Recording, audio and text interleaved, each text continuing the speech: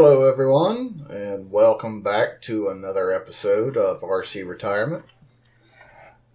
This episode we're going to talk about another type of retention board, since that's the topic of the time. Last time I talked about enlisted and officer retention boards, and now I'm going to talk about a different type of animal entirely. This is going to be retention determinations for non-deployable service members. This is due to a statement made by the Secretary of Defense that all service members must be deployable, and if they are not, then they will not remain in service.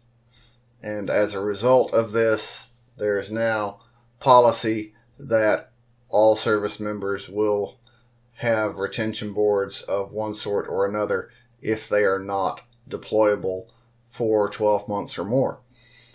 So, I'm going to cover Department of Defense Instruction 1332.45, Retention Determinations for Non-Deployable Service Members, and excerpts from this DODI.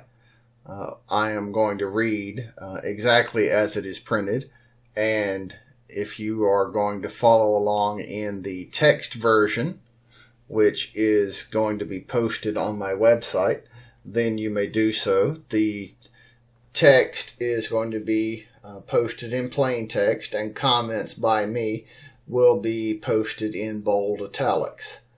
And all of the other Department of Defense instructions that I mention in the excerpts will be available for reference in the resources section of this article, of this episode, or rather the show notes of this episode. Alright. Now there's a lot of material here, so I would not be at all surprised if there were 2 episodes of this, so don't be surprised if I stop midway, because there is a great deal of material here. It's very detail oriented, especially when I start reading through excerpts of regulation. I don't want to get it wrong, so I will be slowing down when I speak. So here we go. So paragraph 1.2 of the DODI policy. It is DoD policy that A. To maximize the lethality and readiness of the joint force, all service members are expected to be deployable. B. Service members who are considered non-deployable for more than 12 consecutive months will be evaluated for 1. A retention determination by their respective military departments. 2. As appropriate, referral into the Disability Evaluation System, DES, in accordance with DoD Instruction 1332.18, or initiation of processing for administrative separation in accordance with DODI 1332.14 or DODI 1332.30. And those DODIs are, one second, and I will tell you what they are.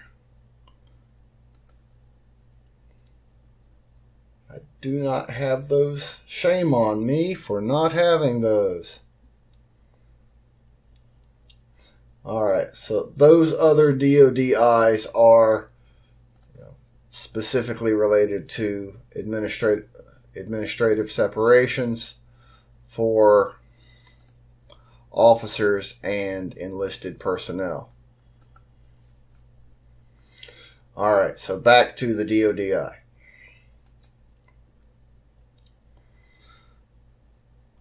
The policy on retention determinations for non-deployable service members does not supersede the policies and processes concerning referral to the DES, Disability Evaluation System, or the initiation of administrative separation proceedings found in these issuances. All right, so to my comments. This basically says that all service members who are not otherwise deployable, with some exceptions, should either be administratively separated, administratively discharged from service, or referred to the Disability Evaluation System for medical evaluation. There are no exceptions to this policy. This may sound harsh at first, but it works out positively for both the service member and the branch of service in the long run. Now, with a lot of skipping, paragraph 2.4, Secretaries of the Military Departments. The Secretaries of the Military Departments, A, will 1. Determine the deployability status of service members. 2. Make retention determinations consistent with the issuance for service members who have been non-deployable for more than 12 consecutive months. 3. Submit monthly reports identifying the number of non-deployable service members for all components within their departments to the Office of the Secretary of Defense, in accordance with paragraph 3.2 of this issuance. Monitor compliance with requirements established in DODI 6025.19, individual medical readiness, to ensure required evaluations, assessments, and other medically related actions are accomplished to improve individual and overall unit readiness. All right. This is a series of personnel reports from the lowest level unit all the way up to the highest department of each branch of service that must be completed each month regarding the deployability status of every military member. Just the fact that such a thing has to be reported all the way up to the Secretary of Defense each month shows the importance of unit readiness at the highest level. Does this give you a different perspective, maybe, on why your unit readiness NCO or your medical readiness NCO is always pressing you to get your medical issues squared away, to pass your physical fitness test, or to become qualified in your position's particular skill? It's all a factor of readiness and part of your deployability, and it's all reportable. All right. Bravo. Secretaries of the individual departments may retain in service those service members whose period of non-deployability exceeds the 12 consecutive month limit in paragraph 1.2 of this issuance, if determined to be in the best interest of the military service. 2. Delegate the authority in paragraph 2.4 Bravo 1 of this issuance to retain in service those service members whose period of non-deployability exceeds the 12-month service limit. Such a delegation must be in writing and may only be made to presidentially appointed, Senate-confirmed officials, senior executive service members, or general/flag officers serving at the military department or service headquarters. 3. Initiate administrative separation processing or referral to the Disability Evaluation System, as appropriate, prior to a non-deployable service member being in a non-deployable status for 12 months when the military service determines there is a reasonable expectation that the reason will not be resolved and the service member will not become deployable.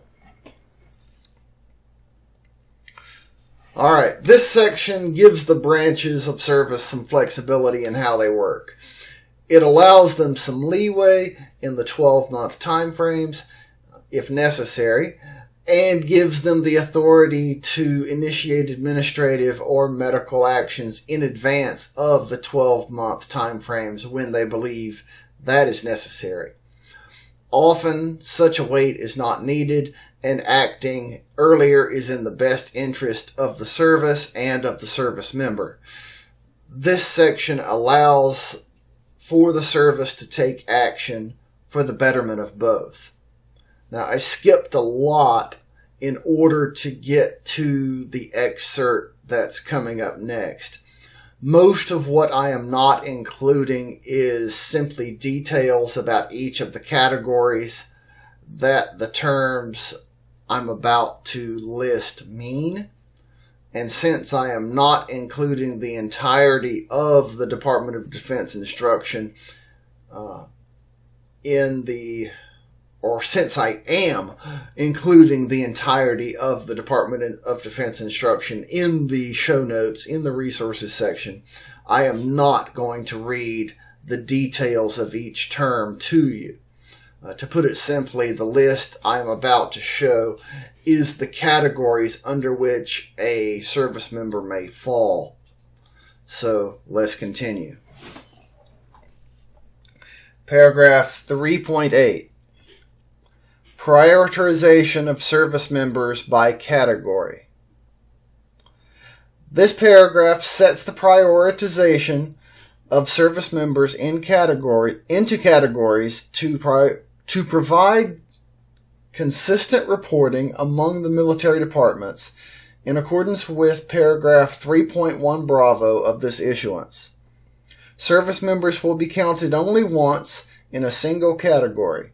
Service members who may fall into more than one category will be reported in the priorities established in this paragraph. These categories are listed below in descending order of priority. And like I said, I am not going to read the definitions of each of these categories. I'm just going to read the categories themselves. So, Alpha, deployed. Bravo, deployed with limitations. C, approved for retention. There are two subcategories, combat wounded and other. Delta. I'm going to flip-flop between phonetic alphabet and non. Permanent non-deployable. And in that category, there are medical permanent, limited duty, and a host of others. Echo, training and transient. This includes initial entry training, cadets, and anyone else in a training status. Foxtrot, temporary non-deployable. This is anyone in a medical status, in a legal or administrative hold type status. Golf, individual medical readiness deficits like overdue PHA. And that's the list of categories. Members are either in one of those or they are not in the service anymore. Period. And for the sake of the video, I believe I'm going... Well, I could continue, maybe. Let's see. Yeah, I'll continue. Alright, so, retention determination. The secretaries of the military departments may retain service members who are non-deployable in excess of 12 months on a case-by-case basis if determined to be in the best interest of the service based on the service member's ability to perform appropriate military duties commensurate with his or her office, grade, rank, or skill. 2, the likelihood that the service member will resolve the condition or reason that this is the underlying cause of his or her non-deployable status. Bravo. The secretaries of the military departments may approve retention for service members who are non-deployable in excess of 12 months for up to 1. The length of time remaining on a service member's enlistment contract, or 2. 3 years for officers, including warrant officers, and those enlisted members serving on indefinite contracts. So 3 years for all of those. 3, upon expiration of the retention period, the secretary of the military department concerned may renew retention for a service member on a case-by-case basis for periods stated in this paragraph. Charlie. The secretaries of the military departments may establish procedures for service members who are or will not be deployed or who are or will be non-deployable for 12 months or longer due to an administrative reason to request retention consideration. Echo. I skipped a paragraph. Delta. Approval of the retention for service members who are non-deployable for 12 months or longer will only be made for individual service members, not an entire cohort or skill set of service members. Echo. Except as required by DODI 1332.18, the secretaries of military departments may request from the Secretary of Defense the authority to automatically exempt service members serving in specified positions from the requirement for a retention determination pursuant to paragraph 2.4 Bravo. And I'm not going to go into all of that. Foxtrot.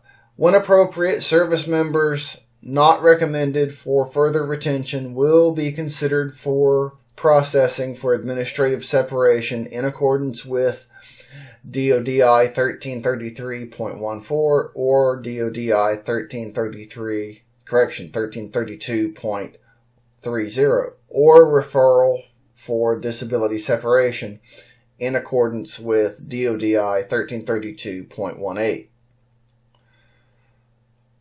As you can see, branches of service have some flexibility on how long they can retain members who are not deployable. In my notes I have deplorable, so oops.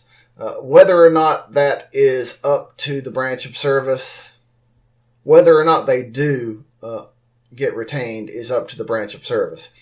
Note the case-by-case basis mentioned in 4.2 Bravo 3. This is important, and there is some more on that coming up.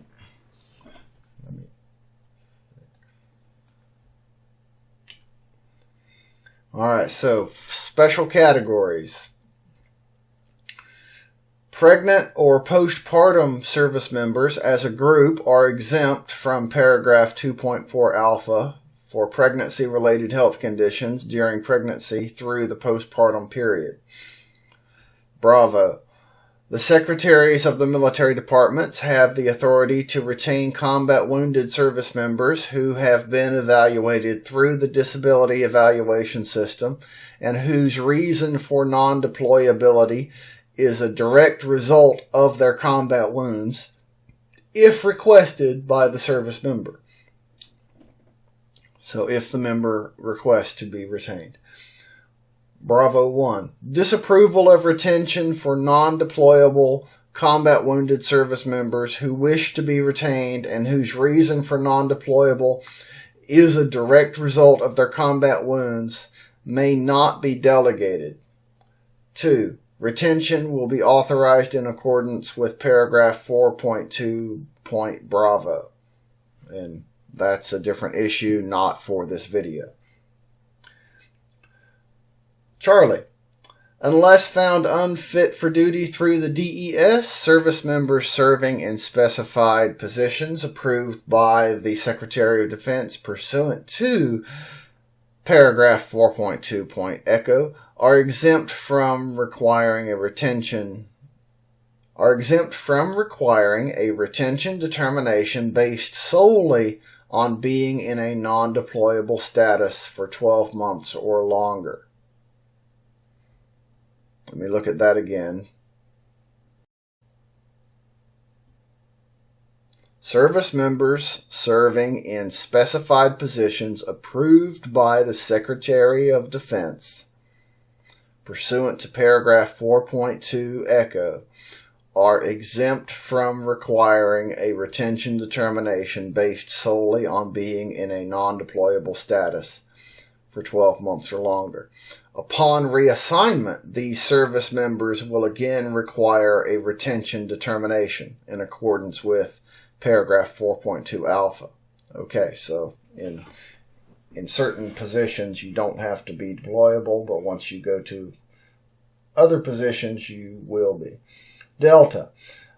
Unless sooner discharged or retired under another provision of law, or discharged due to misconduct or substandard performance, the secretaries of the military departments may retain those service members who are or will be non-deployable for 12 months or longer due to military reasons and who have attained such years of creditable service so as to be within 3 years of qualifying for 1. Regular retirement in the case of enlisted members of the Navy or Marine Corps, transfer to the Fleet Reserve or Fleet Marine Corps Reserve, as the case may be, pursuant to a whole list of laws. 2. Non-regular retirement, but for age, pursuant to a list of laws, in the case of reserve component members, but other than the reserve component members within 3 years of qualifying for regular retirement, they have attained at least 17 years of qualifying creditable service as computed in accordance with sections 12.732 of Title 10 USC, and continue to attain qualifying creditable service as computed under 12.732 of Title 10 USC to become eligible for non-regular retired pay or non-regular retirement within the 3-year period. Alright, so that was a whole bunch of gobbledygook it sounded like, but here's the gist of it. Pay particular attention here. There is a provision here to allow members to remain in service in order to attain eligibility for retirement. Note 4.3 Delta 2 for non-regular retirement, which is the one I just read and kind of stumbled over. That will be important for a lot of you guys out there. You will want to make note of this episode and possibly download the DODI and make reference to it because that's important for you later on. Alright, almost done.